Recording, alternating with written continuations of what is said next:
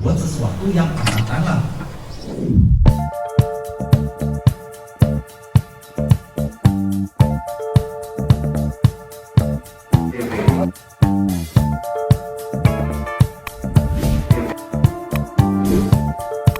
apakah melihat penampilan Elisa pada saat itu sebagai model body goal gitu Gini, soal pertimbangan, saya tidak mau menjawab pertimbangannya. Itu adalah ranah dari Pak Ridwan Kamil sendiri. Yang pasti Pak Ridwan Kamil sudah membuat klarifikasi. Nah, ikutilah apa yang ada di dalam klarifikasi tersebut. Kami pengacara itu hanya melihat konstruksi hukumnya saja.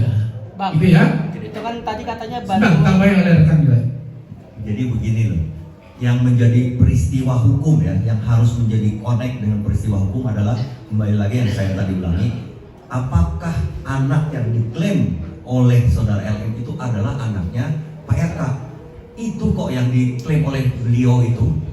Jadi kalau soal hubungan uang kuliah segala macam itu bukan masalah hukum.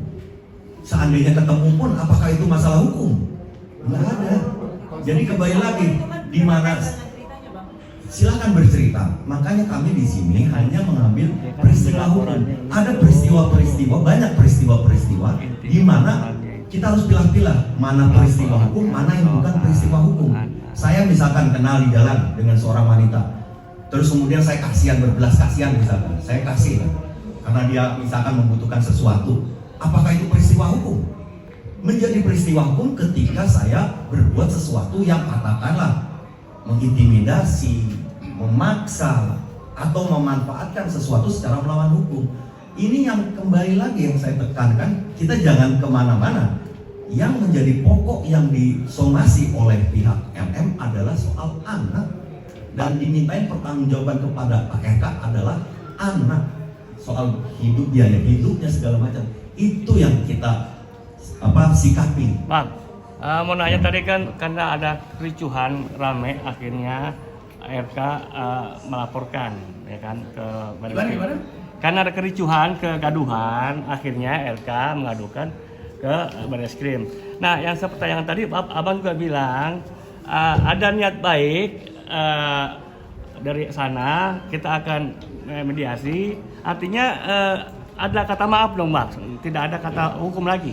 Apakah dimaafkan dari kelakuan si Lisa sendiri? Nanti kita lihat, kita ikuti dulu proses hukumnya. Tadi kan saya katakan tadi, tidak tertutup kemungkinan ada dialog sepanjang yang bersangkutan beritikat baik. Nah, tapi saat ini kita hormati proses hukum yang saat ini sedang ada di Baris Krim. Jadi kita patuhi aja apa yang ada sekarang. Tapi endingnya kalau bisa diminta maaf, Bang, pasti damai. Kalau Nanti kita lihat, mungkin bisa nanti kita lihat seperti apa perkembangannya. Di Baris Krim sendiri akan ada panggilan? Ya nanti ikutin aja Pak. Nanti prosesnya tentu ada nanti dari mulai panggilan. Untuk pengajuan saksi sendiri siapa aja yang mungkin sudah diajukan? Siapkan. Ya. Terkait dengan saksi kami sudah sampaikan ke Baris Krim.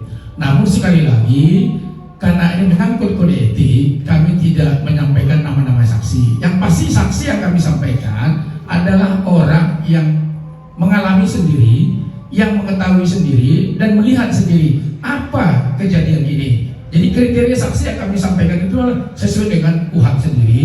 Tapi sekali lagi mohon izin, sesuai dengan kode etik kami tidak menyampaikan ke publik siapa-siapa saksinya karena kami tidak mau mengumbar-umbar sesuatu yang sebetulnya dalam proses